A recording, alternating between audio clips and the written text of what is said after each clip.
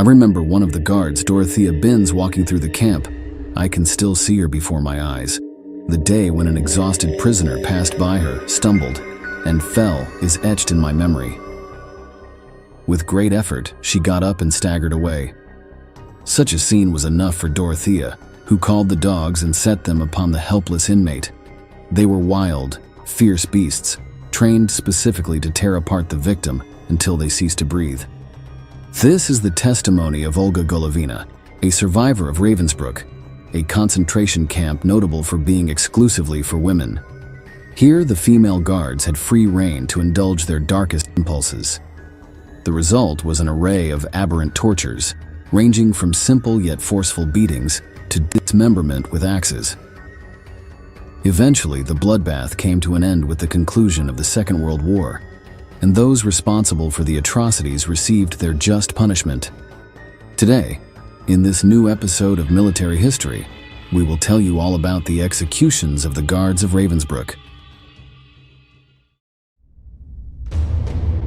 Ravensbrück began official operations in May 1939. Its construction was ordered by Heinrich Himmler, the leader of the SS, to have a place to house the female population. The camp was located in northern Germany, just 90 kilometers from the city of Berlin. Initially, around 2,000 women accused of opposing Hitler's regime were imprisoned there, among whom was a group of 50 Jehovah's Witnesses. They had been arrested for distributing propaganda, claiming that the Führer was the incarnation of the Antichrist. Their audacity had cost them their freedom. Other prisoners included communists and former members of the Reichstag, the German parliament, although not only political enemies of Nazism were taken there. Prostitutes, gypsies, criminals, and homosexuals were also considered dangerous to German society and therefore were sent to the camp.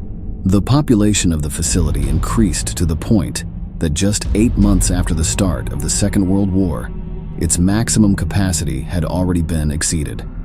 The inmates lived crowded in dirty barracks, dressed in rags, starved and ravaged by diseases.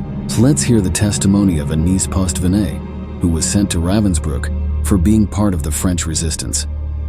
She remembers her first impression upon entering the site. Seeing those disfigured gray women with vacant stares scared us. Suddenly, we felt that we were entering a zone of death. On the other hand, the site was notable for the fact that there were 150 female guards, whose job was to supervise the inmates and ensure that they maintained order. Like in other concentration camps, the guards were trained to rid themselves of their feelings. They had to harden their hearts and see the prisoners as beasts to whom no mercy should be shown. A survivor of the camp describes it this way: "They didn't shoot the women, instead they aimed to make us die of sorrow, hunger, and exhaustion." When we arrived at Ravensbrück, the first thing I saw was a cart full of stacked corpses. Their arms and legs hung outward, and they had their eyes and mouths open in a grimace of horror. They dehumanized us. We felt that even cattle had more value than us. The guards were not only complicit in everything that happened there, but often directly responsible for the abuses. One of the most hated was Emma Zimmer, who began working in the camp in 1939, shortly after its opening. She was one of those responsible for selecting the women who would go to the gas chambers, which made her the target of hatred from the inmates. A survivor remembers her as follows: "She was a wicked old SS, accustomed to frightening us with her threats. With her sadistic tone of voice, she would say things like, for example, 'I will report you and then you will go far away. Do you know where? You will be ash in the chimney.' We feared her and at the same time detested her." Another guard was Greta Buzel, known for her absolute lack of empathy with the prisoners. On one occasion, she was heard saying the following: "If any of the prisoners are too tired to work, they should be sent to rot." Interestingly, she had studied to be a nurse and help others, but fate led her to work in a concentration camp where her task was to prepare women to die poisoned with the lethal gas Zyklon B. However, the most hated guard in Ravensbrück was Dorothea Binns, a woman whose cruelty exceeded all imaginable limits. She entered the camp for the first time in 1939 after volunteering to work in the kitchen.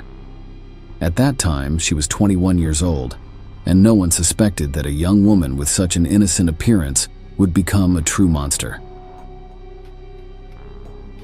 In late summer 1940, she was promoted to the position of subdirector of a cell block, which meant that the inmates were at her disposal. It was at that moment that she unleashed her cruelest side and acquired the taste for savagely beating the prisoners until they were on the brink of death. In 1944, her inhumanity was rewarded with a new promotion, this time to the position of Oberaufseherin, meaning chief supervisor of the concentration camp. Her power was absolute, and although she had other direct superiors she had to obey, the truth is that she was allowed to do as she pleased. Dorothea would inspect the prisoners twice a day. The women had to line up in the courtyard for hours without being able to move, regardless of whether it was sweltering hot, bitterly cold, pouring rain, or they were exhausted from hunger. They couldn't speak, sit, look at each other, and certainly not gaze upon the guards. The process lasted a couple of hours until every inmate had been called by name to confirm their presence and prove that none had escaped. The photograph you are currently seeing shows Dorothea in her work uniform, standing next to her gigantic German Shepherd. The dog was trained to attack at the signal of the supervisor, something that, as we saw at the beginning of the video, happened frequently. Binz had little patience for those who broke the rules, no matter how insignificant the infraction. A woman with improperly fastened clothes, or who accidentally dropped a crust of bread to the ground, could receive dozens of lashes as punishment. Dorothea used to walk with a whip in one hand, scanning the prisoners from head to toe, looking for any excuse to strike them. Next, we will hear the testimony of Dagmar Hajkova, a Czech survivor of Ravensbrück, who witnessed one of the supervisor's most brutal crimes. Dorothea noticed a woman she thought wasn't working hard enough. She approached her and slapped her to the ground.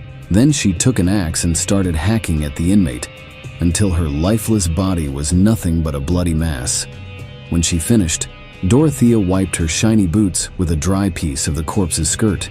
She mounted her bicycle and pedaled back to her quarters unhurriedly as if nothing had happened. The guards continued to behave like angels of death throughout the war, although their reign of terror was approaching its catastrophic end. In the spring of 1945, as the Third Reich was cornered, the Red Army of the Soviet Union launched a sweeping advance into German territory.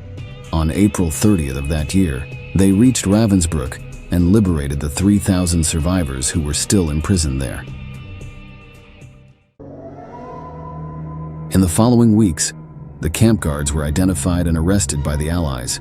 Immediately, a trial against them began. Evidence of their crimes was collected, and witnesses who could testify to the abuses were sought. Greta Bösel and Emma Zimmer, whom we mentioned earlier, were found guilty of committing war crimes related to the mistreatment of prisoners. They were executed by hanging on May 3, 1947, and September 20, 1948, respectively. The fate of Dorothea Binz, the all-powerful supervisor of the concentration camp, would not be much different. In April 1945, upon learning that the Soviets were approaching her position, she decided to escape on her own. She was aware that if the Russians caught her, she could consider herself dead, so she risked everything in a desperate escape. She only made it to Hamburg, where she was quickly identified by a patrol of the British Army and taken into custody. The trial against Dorothea and other officers of Ravensbrück lasted 2 years, and in the end, the former supervisor was sentenced to death by hanging. What you are seeing now is the filmed record of the moment when the accused heard their final sentence. There, identified with a sign bearing the number 5, was Binz. In April 1947, while awaiting death, Dorothea attempted suicide by cutting her veins. However, she was saved by the guards who intervened just in time to prevent her from escaping justice. On May 2nd of that year, she was led to the gallows, where she was forced to stand on the trapdoor. A black hood was placed over her face and the noose was tightened around her neck. Then, the executioner activated the mechanism. Dorothea Binz fell through the hole, and her neck broke instantly. Thus, the story of the torturers of Ravensbrück reached its grim conclusion.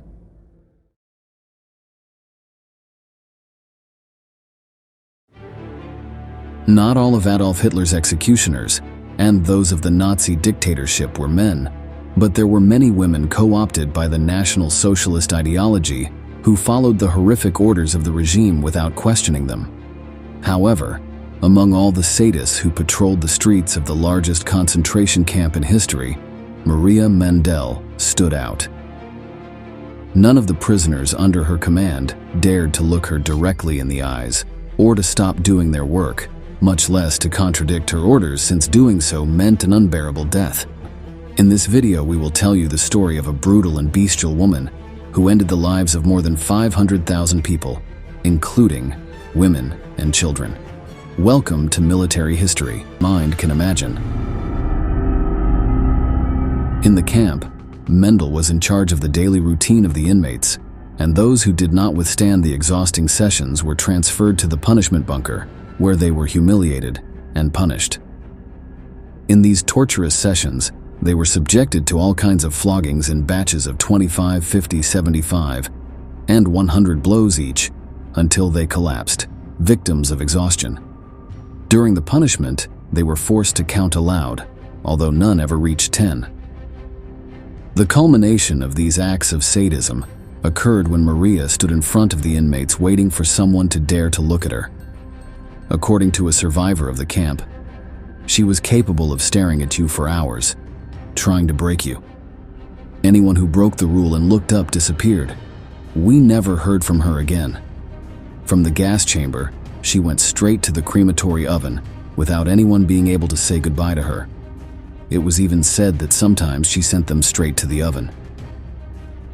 After impressing her superiors with her brutal methods, Maria was promoted to female SS guard with extermination rank, nothing less than in Auschwitz. It was there that she truly lived up to her nickname, unleashing her cruelty and deploying all her potential for evil and perversion. Maria Mandel controlled all the female camps and enjoyed absolute power over the lives of thousands and thousands of prisoners. One of her favorite tasks was to select the inmates who were to be executed in the gas chambers and which ones were to be destined for forced labor. In the case of the latter, she only spared their lives for amusement, like a predator playing with its prey, knowing perfectly well that if the prisoners were not eliminated at that moment, they would be in the near future. Many times, these women who were spared became something very much like pets, or as Mandel called them, Jewish pets. For a period of time, she would sponsor and consider them, until finally opting to eliminate them as coldly as the others. Interestingly, one of the concerns of the Beast of Auschwitz was the cleanliness of the camp's prisoners.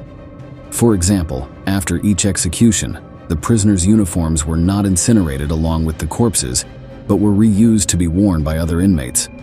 Not burning them helped avoid toxic fumes in the chimneys, which the prisoners of the extermination camp would have breathed. More than an act of humanity, it was sadism of Maria Mandel, since this act, in her own words, was to keep the prisoners alive to amuse myself later. The Beast of Auschwitz clearly savored subjecting them to the worst tortures and humiliations while they were alive. For example, the SS Lagerführerin liked to wear gloves of pristine white to see them stained red with the blood, mainly of the women flagellated by her whip, which made no distinctions between young, older girls. The fact that this satanic woman was especially ruthless with women, children, and girls was because they represented the possibility of the continuity of the Jewish lineage, and she was not going to allow it. They were an inferior race, and the anti-Jewish beast was going to make sure they knew it and eliminate them. After her transfer in 1944 to the subcamp of Mühldorf in Dachau, where she continued to perpetrate indescribable tortures and carry out her selections for the gas chamber, Maria Mandel was forced to flee with the imminent arrival of the Allies. Her plan was to return home, but after 10 days of fleeing, she was captured and interrogated by the American Army on August 10, 1945. After being detained for approximately a year, she was transferred to Poland, where she would be tried for crimes against humanity. During that trial, the voices, until then oppressed, of the inmates who had been rescued from the extermination camps where Maria Mandel had carried out her criminal abuses were heard. Without accepting the charges against her, much less assuming guilt, Mandel declared, denying all the atrocities she had committed. "I had neither whip nor dog. While serving in Auschwitz, I was hindered by the terrible severity of Rudolf Höss. I was totally dependent on the commander and could not inflict any punishment." On December 22, 1947, the court handed down its verdict, and Maria Mandel was sentenced to die by hanging for murdering, torturing, and humiliating 500,000 people, including an immeasurable number of children. After her conviction, Mandel had the opportunity to repent of her crimes, with a prisoner named Stanisława Rachwałowa, a former Auschwitz prisoner who was imprisoned on charges of being a communist, in the same prison cell. The prisoner recounts that the Beast of Auschwitz asked her forgiveness for everything that had happened, but those apologies were never made public. Maria Mandel was hanged on January 24, 1948, amidst cries of "Long live Poland," at the age of 36.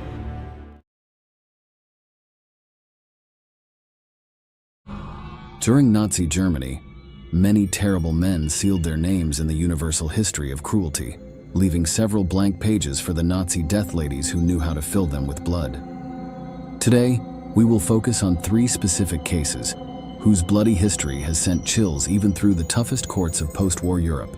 Maria Mandel, the Beast of Auschwitz, who sent 500,000 people to their deaths, including women and children. Ilse Koch, infamous as the Bitch of Buchenwald, who perpetrated carnage among Holocaust victims simply for pleasure, and designed a sinister wardrobe made from the skin of her victims. Lastly, Violette Morris, the Gestapo's hyena, a pioneering woman in many respects but remembered for her role as a torturer in Hitler's infamous security service. These women have left an indelible mark on Nazism. While the Führer aspired to have women dedicated to arts or diplomacy, the Death Ladies, unafraid to dirty their hands, decided to go a step further. That's why today we will tell their stories. Let's begin. Many fears haunted the Jews confined in the sinister Auschwitz-Birkenau concentration camp. Any act deviating from the strict behavior protocol imposed by the Nazis, in short, total submission, ended in torture and death. Even a slight misstep during the long marches between barracks or dropping a brass plate during their meager breakfasts was cause for punishment. But there was an even more terrifying prospect that any of these things would happen under the watchful gaze of Maria Mandel, the Beast of Auschwitz, a woman so brutal that her mere presence alarmed prisoners and her direct gaze was a sentence to the gas chambers. The SS camp leader forged a fearsome reputation, to the point where her own subordinates whispered behind her back about her lack of humanity. In front of Mandel, Jewish women worked until exhaustion. They preferred to push their tired bodies beyond limits and die that same night in the cold barracks rather than provoke the beast. Any sign of weakness was seen by the brutal woman as an act of rebellion, punished with the severest penalties. Old, women, or children, no one escaped the savage martiality of the Nazi officer.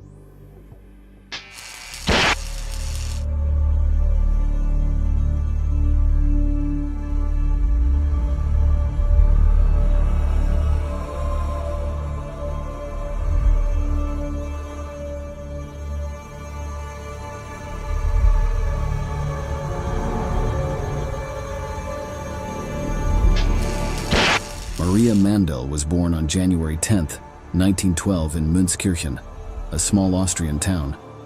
The daughter of a well-off family, she was a girl who had everything and who had access to a very good education.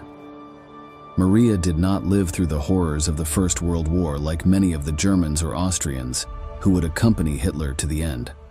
On the contrary, while these communities were sinking into one of the worst crises in their history, Maria was completing her secondary education at Bergerschule, a center that trained future young professionals in commerce and crafts.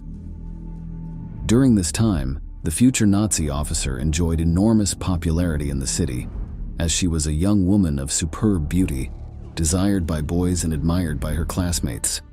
However, the fragile bubble of youthful prosperity in which Maria Mandel lived was about to burst. After graduating and seeking to enter the workforce, she discovered that the world had changed.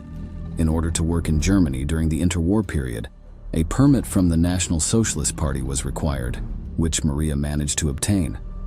She worked alongside her father for a while, but the relationship with her mother became increasingly difficult, so she decided to leave home. Mandel suffered greatly from the eviction, as she could not find any stable work, and after 10 unsuccessful attempts, she decided to turn to her family again.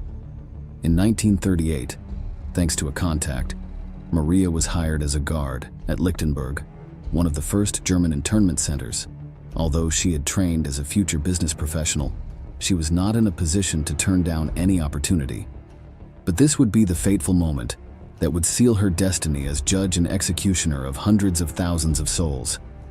In less than a year, the number of prisoners in Lichtenberg increased so much that the Ravensbrück concentration camp, reserved for women, was built, and in 1939 Maria was sent there. Once installed, she began to walk her path of brutality and laid the first stones on which she would build her infamous prestige. Mandel would review the prisoners and turn a simple administrative process into a sinister game of resistance. She forced them to do exercises, and if any of them fell or stopped due to fatigue, they were sent to the bunker, a space where she carried out terrible punishments, such as floggings or psychological humiliation. Over the years, she increased the violence of her methods, which would reach their peak of evil in 1942, when she was promoted to SS camp chief and sent to Auschwitz. On October 7th, when she arrived at the enormous prison, Maria discovered that she was the highest authority in the entire complex. She only had to answer to Commander Rudolf Höss. In the camp, she found a huge amusement park where she could unleash all her malice. The beast was about to break free. Mandel, with total enjoyment and impunity, unleashed a wave of violence on the prisoners. With sinister malice, she drowned newborn babies in tubs of water, while the helpless, desperate mothers watched on as their children were brutally murdered. She sent pregnant women to crematoria to be burned alive. She whipped women to death who died from beatings or simply from bleeding to death. But even all this brutality did not seem to satisfy her perverse appetite for evil. Maria had a habit of adopting Jewish prisoners as pets, forcing them to stay by her side or even participate in her macabre tortures, only to grow bored and unleash her cruelty on them. Some claim that she also had a secret affair with Dr. Joseph Mengele, and that she enjoyed participating in her lover's sinister experiments. By the end of the war, Mandel was sent to the Dachau concentration camp, where she didn't stay long due to the fall of Berlin. Little is known about her time in the infamous complex, although it is known that she fled to Austria, her native country, before the Allies entered the extermination camps. However, 10 days after her arrival, she was captured by the Americans, who detained her for nearly a year until she was tried. In 1947, after an exhaustive trial, Maria Mandel was found guilty of the deaths of 500,000 people, including children. In her final statement, the beast denied all responsibility for her actions. "I had neither whip nor dog. Performing my service at Auschwitz, I was hindered by Rudolf Höss's terrible severity. I was totally dependent on the commander, and I could not impose any penalty." Despite invoking obedience due, her sentence was not lifted, and on January 24, 1948, Maria Mandel was sentenced to death by hanging. Her still young body swung lifeless, now devoid of all the beauty that had made her famous in her adolescence, before the eyes of some surviving prisoners and relatives of her victims, who could finally rest in peace. Violette Morris's case is quite different from the other women on this list, as although she ended up working for Nazism, the French-born athlete achieved profound recognition in her personal life before Hitler's advance. Morris was born in France in 1893, had a peaceful childhood, and spent her entire adolescence as a pupil in a convent. Upon finally entering the world, she decided she would be a woman different from those of her time, and her first act of rebellion was related to the world of sports. At the age of 15, she began practicing all kinds of physical activities, such as cycling, swimming, weightlifting, tennis, and even boxing. In 1914, she married Cyprien Gourand, but it was not a happy marriage. Violette spent little time with her husband, instead dedicating herself to practicing discus throwing, javelin, and soccer, sports strictly for men. She developed her muscles to a bodybuilder's level and was said to be as strong as a bear. An adrenaline enthusiast, she enjoyed racing cars, which allowed her to serve as an ambulance driver for the Red Cross during World War I. She also worked as a courier on a motorcycle during the brutal Battle of Verdun. After the conflict ended, and following a few months hospitalized due to pleurisy, she continued dedicating her life to sports. Between 1921 and 1924, she set several records in shot put, discus, and javelin throwing. She was also a national boxing champion, won several car races, and achieved numerous gold medals in women's Olympics.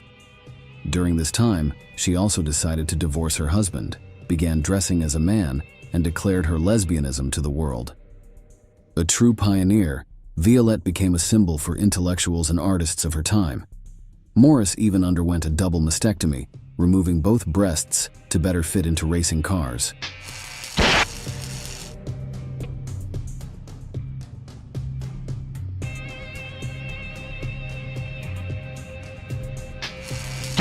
Of course, her rebellion against the system had terrible consequences. She was persecuted, accused of immorality by the justice system on more than one occasion, and publicly criticized, especially from more conservative or religious circles. By the late 1920s, Violette had serious conflicts with some Jews, including the owner of the property she rented, which is believed to have fueled anti-Semitic sentiments within her. But the final straw was a complaint filed by the French Federation of Sports, accusing Violette of cross-dressing for wearing men's trousers. Despite Morris's defenses, the court ruled against her, and she was barred from representing her country in official competitions. This deepened a venomous resentment in the athlete's heart, which would be exploited by none other than the German SS. It is believed that the Sicherheitsdienst, the Nazi intelligence service, contacted Violette after she made public statements criticizing France for the trial. Exploiting her resentment, the Nazis invited her as an honored guest to the 1936 Berlin Olympics. During her stay, Morris became fascinated by German National Socialism, which exhibited all the strength she believed her own country lacked. It was there that she was convinced to work for Hitler's secret service. Indeed, Morris was the ideal spy. She was acquainted with French officials, intellectuals, and athletes. She had contacts in all institutions, in addition to a public profile that allowed her access to the city's darkest corners and government buildings. Violette obtained strategic plans of Paris, key information about French defenses like the Maginot Line, and other data that ensured the successful advance of Blitzkrieg, the German strategy of rapid and coordinated attacks with tanks. But her real notoriety came during the Nazi occupation of France, when Violette Morris worked as an interrogator for the collaborationist police, as well as an infiltrator in the resistance. According to survivor testimonies, the athlete was extremely sadistic, especially cruel towards other women. Her main pleasure was torture and physical punishment, which, due to her immense strength, often left victims on the brink of death. Few details are known about her activities with the Sicherheitsdienst, but the French remember her by her nickname, the hyena of the Gestapo, a lady who enjoyed tearing her prey apart. However, Morris would not escape unscathed, as on April 26, 1944, a French resistance commando unit ambushed her car, and she died under a hail of bullets. Her life remains highly debated to this day, and some revisionist historians claim that the hyena of the Gestapo is a legend constructed without solid evidence about Violette's life, though there are no clear records to confirm or refute this.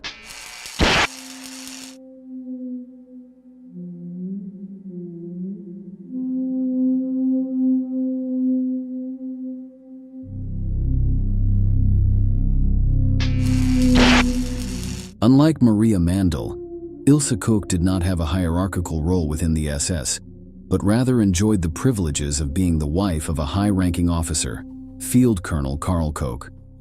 She was a woman who was considered very beautiful by German standards. She delighted in wearing provocative clothing in front of the Jewish prisoners at the Buchenwald concentration camp, where she became known as the Slut. Ilse Koch was born on September 22, 1906 in Dresden, a small town in German Saxony. The daughter of a middle-class family, she always displayed a calm character, which in no way foreshadowed the profound violence she would spread as an adult. At the age of 15, she left school to work first in a factory and then in a bookstore as a saleswoman. The young Ilse developed great social skills, and along with her beauty, she became irresistible to the boys who visited the premises. Little by little, she became known among the Nazi officers, who involved her in political activity, to the point that she forged friendships with members of the SS. By 1932, Ilse was already a German femme fatale, with deep contacts in the structure of National Socialism, and she took advantage of her influence to get a job as a secretary in the party. The charming young woman continued to attract the attention of all the men she met, until she found herself face to face with Heinrich Himmler himself, the head of the SS. Although he was married, he considered that the exquisite Ilse was an excellent match for a young Aryan, and he introduced her to Karl Koch, one of his most important aides who served as colonel at the Sachsenhausen camp. Whether Heinrich had the eye of Cupid or exerted a certain amount of pressure on his right hand, Koch and Ilse married in 1936. But it was in 1939 that the couple really connected, thanks to the sinister atrocities they carried out together at the Buchenwald extermination camp. Although the Kochs already had children, after the mandatory period of dedication to parenthood established by the Reich, they returned to the camp command with a renewed sense of cruelty.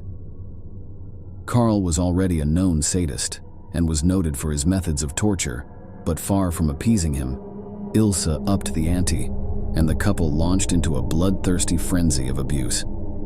The Kochs were known for returning to the most brutal traditional tortures of medievalism. We are talking about branding prisoners using red-hot irons, crushing their limbs with hammers, and whipping them with barbed wire or whips with razor blades. But what awaited the prisoners at Villa Koch, the estate where the family lived in Buchenwald, was even worse. Ilse had become a woman drawn to perversion in different ways. According to the Germans themselves, she organized orgies in her home and then feasted on torture with the Jewish prisoners. Whether with friends or strangers, the young woman showed an appetite for extreme emotions that was impossible to satisfy. To appease his wife's needs, Karl ordered the construction of a sort of pavilion of excess, a bunker of horror, where Ilse could carry out her events, whether sexual or bloody. The building measured 40 meters wide by 100 meters long and housed several rooms equipped for carrying out torture or carrying out orgies, with furniture built to cause indescribable pain or mirrored rooms that provided a 360-degree view of the feast. The Buchenwald Fox House of Terror was the scene of the brutality unleashed by Nazism. In the morning, Ilse would take a walk through the estate's gardens, then visit the camp where she delighted in whipping the Jewish prisoners. Any reason would arouse the Germans' violence, and her punishments in broad daylight became more brutal every day. One of her favorite activities was setting dogs on pregnant women to cause them terror and serious injuries. But the most macabre was yet to begin, as Koch discovered a perverse pastime that would forever change her relationship with the victims of the Holocaust. Ilse began asking for Jews to be skinned after becoming interested in the tattoos of some prisoners. She wanted to keep the drawings as a sort of sinister memento and used them to make lamps. But she didn't stop there. She also began making props and dissecting heads and other body parts that she hung in his home, as if she were the famous serial killer Ed Gein. After General Patton toured the camp, he ordered the mayor of the nearby city of Weimar to bring 1,000 citizens to Buchenwald to be shown the crematorium and other evidence of Nazi atrocities. The Americans wanted to ensure that the German people would take responsibility for Nazi crimes. Many of them were crying, and some of them even fainted after seeing the dead bodies, starved prisoners behind barbed wire fences, as well as a table display of paintings on human skins, lampshades made of human skin, various parts of the human body preserved in alcohol, and 2 heads which were shrunk to 1/5 their normal size. After being captured with her husband at the end of the war, several witnesses claimed to have seen prisoners' tattoos printed on Ilse's underwear. It is believed that she participated in more than 33,000 murders, some 5,000 of them directly with her husband. Although she managed to evade justice despite the overwhelming evidence against her, in 1951 she was sentenced to life imprisonment for crimes much less than those she had committed. Koch decided to end her own life in 1967 by hanging herself in her prison cell with the help of a white sheet. Those who knew her at the end of her life claimed that Ilse only spoke of being a sinner and that she did not deserve God's forgiveness. Perhaps this was true not only for her, but also for all the collaborators in the terrible massacre, which took place at one of the most brutal times in the history of mankind. Thank you very much for accompanying us to the end. If you like our content, don't forget to give the video a thumbs up and subscribe to our channel. See you next time.